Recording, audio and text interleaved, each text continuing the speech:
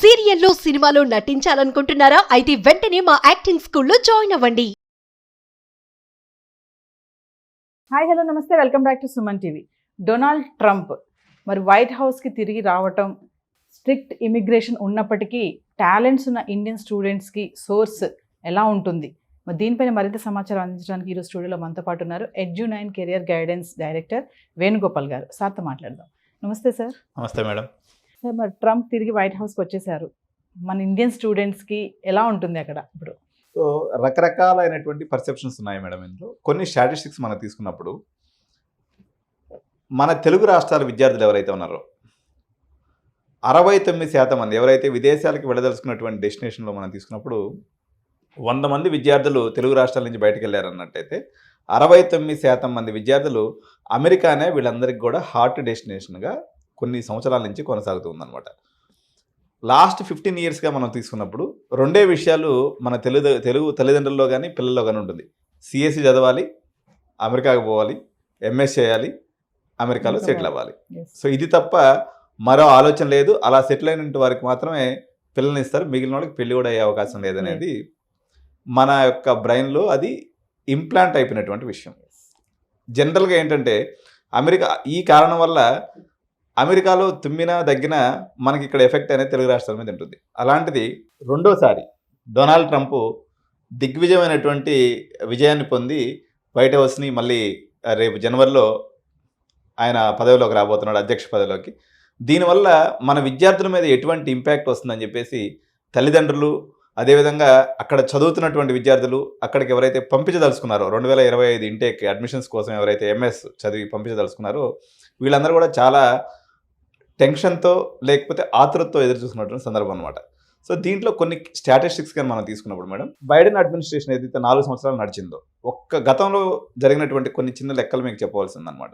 4 సంవత్సరాలు గత Biden administration ఏదైతే జనవరితో ముగుస్తుందో ఈ అడ్మినిస్ట్రేషన్ టైంలో భారతదేశం నుంచి రమారమిగా ఒక 9,50,000 మంది విద్యార్థులు మైగ్రేట్ అయ్యి అక్కడ చదువు కోసం వెళ్ళడం అనేది జరిగిందనమాట.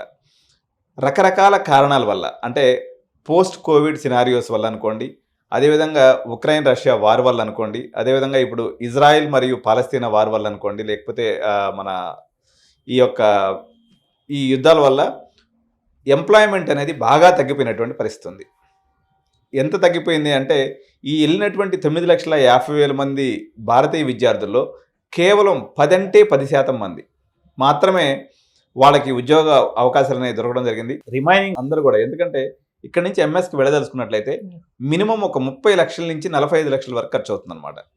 సో ఈ 45 లక్షలు వాళ్ళందరూ కూడా, అంటే 80% ఎవరైతే ఇక్కడి నుంచి అమెరికాకి వెళ్తారో వాళ్ళందరూ కూడా లోన్స్ తీసుకుని వెళ్తారు. ఎందుకంటే చాలా బ్యాంక్స్, అంటే అమెరికా అంటేనే ఫస్ట్ లోన్ ఇవ్వడం అనేది జరుగుతుంది. వాళ్ళందరూ కూడా లోన్స్ తీసుకొని అక్కడికి వెళ్ళినందువల్ల ఆ లోన్ రీపేమెంట్ షెడ్యూల్ అనేది స్టార్ట్ అయిపోయింది. అక్కడేమో మరోవైపున ఉద్యోగాలు లేవు.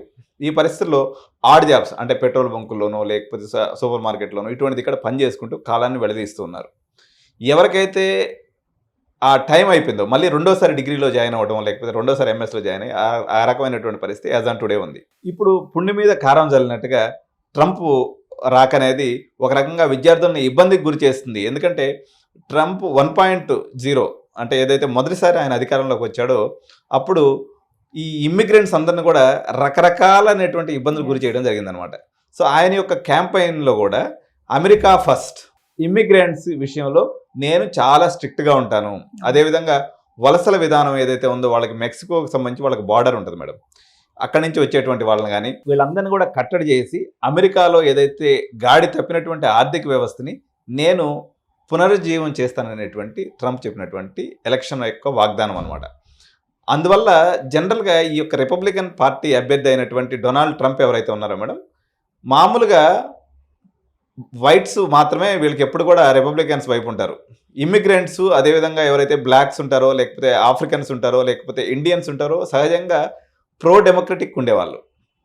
కానీ ఇప్పుడు ఎవరైతే ట్రంప్ ఏం చెప్తున్నారంటే అక్కడ ఎగ్జిస్టింగ్గా ఉన్నటువంటి వాళ్ళందరూ కూడా ఉపాధి అవకాశాలు పెంచడంలో భాగంగా నేను అమెరికా ఫస్ట్ అనేటువంటి పాలసీని తీసుకొని వస్తాను, తద్వారా మీ అందరికి కూడా బాగుంటుందని చెప్పడం మీదట ఈ ఆఖరికి మన అమెరికాలో ఉన్నటువంటి ఇండియన్స్ కూడా ఈసారి ఫస్ట్ టైం రిపబ్లికన్స్కి ఎక్కువ ఓటింగ్స్ వేయడం అనేది జరగడం జరిగింది.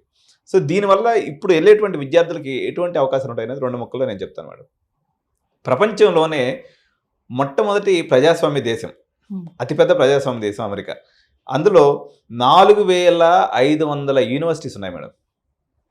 అదేవిధంగా 8000 కాలేజెస్ ఉన్నాయన్నమాట, హైయర్ ఎడ్యుకేషన్ కాలేజెస్. అంటే ఇంత పెద్ద వ్యవస్థ ఇంకెక్కడా లేదు. ఈవెన్ 150 కోట్లు ఉన్నటువంటి భారతదేశంలో కూడా మనకు ఉండేది 400 యూనివర్సిటీసే, కానీ అక్కడ 4500 యూనివర్సిటీస్ ఉన్నాయి. భారతదేశం నుంచి, పర్టికులర్గా చైనా నుంచి, లేకపోతే ఏషియన్ కంట్రీస్ నుంచి పిల్లలు వెళ్ళి నిండితే తప్ప జనరల్గా వాళ్ళకి సీట్లు నిండవు.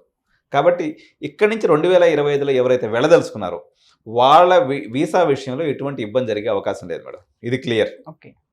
కాబట్టి వీళ్ళు నిర్భయంగా, అందరికి కూడా వీసా రిజెక్షన్ రేట్ ఏదైతే ఉందో ఒకనొక టైంలో ట్రంప్ టైంలో 21% అయింది, కానీ ఆయన ఇప్పుడు సవరించుకుంటాడు. ఎందుకంటే ట్రంప్ తనకు తానుగా ఒక రియల్ ఎస్టేట్ మ్యాన్, ఒక బిజినెస్ మ్యాన్.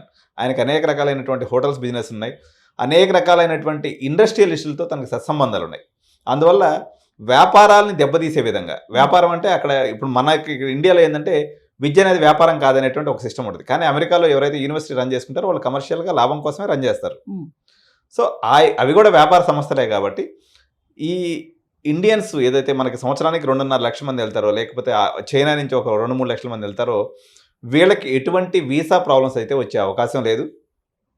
కాకపోతే ట్రంప్ తీసుకొచ్చినటువంటి కొన్ని మాటలని మనం నమ్మలేమన్నట్టు. ఎందుకంటే ఆయన కొంచెం చంచలమైన మనిషి. మనకి ఎలక్షన్ క్యాంపెయిన్ కోసం కొన్ని జుమ్లా అంటాడు. మన మోడీ అమిత్ షా చెప్పేటప్పుడు జుమ్లా అండి, అది ఏదో ఎలక్షన్ అప్పుడు అట్లా చెప్పే ఉంటారు. ఇట్లాంటి జుమ్లా మాటలుగా మనం ఏమనుకోవచ్చు అంటే, మీకు వచ్చిన వాళ్ళందరికీ గ్రీన్ కార్డ్ ఇచ్చేస్తామని చెప్పేసి అని అన్నాడు అనమాట. అది చేస్తాడా లేదా అనేది ఆయన యొక్క పరిస్థితి, ఆ రోజు సిచ్యువేషన్ బట్టి ఆధారపడి ఉంటుంది. జనవరిలో ఆయన ఆఫీసు సీట్ తీసుకున్న తర్వాత మేబీ కొన్ని చిన్న చిన్న విషయాల్లో మార్పులు ఉండొచ్చు, కానీ బట్ ఇండియన్ స్టూడెంట్స్కి అయితే క్లియర్గా వీసా విషయంలో మాత్రం ఎటువంటి ఇబ్బంది జరిగే అవకాశం లేదు.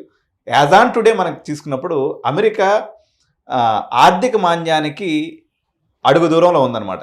సో ఈయన చేసినటువంటి ఎలక్షన్ వాగ్దానాలలో ముఖ్యమైనది ఏంటంటే రివైవల్ ఆఫ్ ఎకానమీని తీసుకొచ్చి అక్కడ ఉన్నటువంటి ఎకానమీని కానీ బూస్ట్ చేసినట్లయితే మన పిల్లలకి మేలు జరిగే అవకాశం ఉంది. ఎందుకంటే ఇప్పుడు ఉన్నటువంటి 9.5 లక్షల మందిలో కేవలం ఒక 10,000 మంది మాత్రమే జాబ్స్లో ఉన్నారు.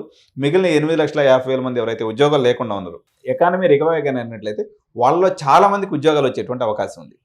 మనకి ఇంకొక అడ్వాంటేజ్ కూడా ఏంటంటే ట్రంప్ విషయంలో ఆయనకి చైనా అంటే అసలు పడదు. తద్వారా కాంట్రాక్టులు మనకు ఎక్కువ వచ్చేటువంటి అవకాశం ఉంది తప్ప ఇండియా విద్యార్థుల పాయింట్ ఆఫ్ వ్యూలో ఎటువంటి నష్టం జరిగేటువంటి అవకాశం లేదు. కాకపోతే H1B విషయంలో మాత్రం అంతకుముందు 3 ఏళ్ళు ఉన్నటువంటి టైం పీరియడ్ నేను 1 ఇయర్ చేస్తారు, జర అంటే గిలుతూ ఉంటాడు అనమాట. అంటే ఎప్పుడు అటెన్షన్లో ఉండాలనేటువంటి ఒక భావన ఉంటుంది తప్ప విద్యార్థుల పాయింట్ ఆఫ్ వ్యూలో మాత్రం ట్రంప్ వల్ల ఎటువంటి నష్టం జరిగే అవకాశం లేదు మేడం. స్టూడెంట్ వీసా కూడా ఏమన్నా స్ట్రిక్ట్ చేస్తారు? లేదు మేడం, స్టూడెంట్ వీసా స్ట్రిక్ట్ చేయడు. ఎందుకంటే ఆయన నినాదం ఏంటి మేడం, అమెరికా ఫస్ట్ అనేటువంటి నినాదం. నువ్వు ఇక్కడి నుంచి పోయేటప్పుడు 40 లక్షల రూపాయలు డబ్బులు తీసుకుని అక్కడికి వెళ్తున్నావు. అక్కడి నుంచి పోయిన తర్వాత నువ్వు మళ్ళీ పార్ట్ టైం చేసుకునేటప్పుడు నిన్ను హోమ్ల్యాండ్ సెక్యూరిటీ వాళ్ళు తీసుకుని లోపల వేసేస్తారు. ఎందుకంటే యాక్చువల్గా ఒక స్టూడెంట్ ఇక్కడ నుంచి అమెరికాకి వెళ్ళినప్పుడు వాళ్ళు క్యాంపస్ లోపల పనిచేయాలనేటువంటి ఒక నిబంధన ఉంటుంది. కానీ అన్అఫిషియల్గా మన వాళ్ళు అన్ని ఇక్కడ పనిచేస్తూ ఉంటారు. ఆ విషయంలో స్ట్రిక్ట్ చేసింది అనుకోండి, వీడు పార్ట్ టైం దొరక్క అందరూ కూడా మళ్ళీ ఇంటికాడ నుంచి నెలకు ఒక 60,000 రూపాయలు 70,000 రూపాయలు డబ్బులు పంపించే పరిస్థితి వస్తుంది తప్ప వీసాల విషయంలో పెద్దగా స్ట్రిక్ట్నెస్ అనేది ఉండదు. ఆయన ఇంకొక మాట కూడా ఏమంటున్నాడంటే, మా దగ్గరకు ఉన్నటువంటి టాలెంట్ బయటకు పోయి మళ్ళీ పెద్ద పెద్ద కంపెనీలు పెట్టి వాళ్ళు పెద్దవాళ్ళు అయిపోతున్నారు, కాబట్టి వాళ్ళకి నేను ఇక్కడే గ్రీన్ కార్డ్ ఇచ్చేస్తాను. అది జరగవచ్చు, జరగకపోవచ్చు, కానీ బట్ వీసాల విషయంలో మాత్రం ఎటువంటి ఇబ్బంది ఉండే అవకాశం లేదు మేడం. Thank you sir. నమస్తే.